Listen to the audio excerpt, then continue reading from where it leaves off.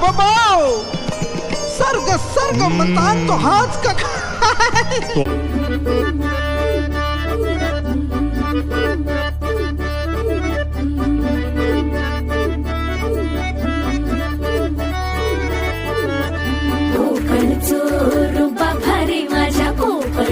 बाई तोरो भारी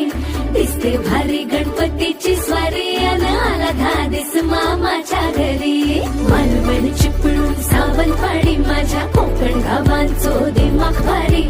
दिसते भारी गणपतीची स्वारी माझ्या कोकणा वाटे तुम्ही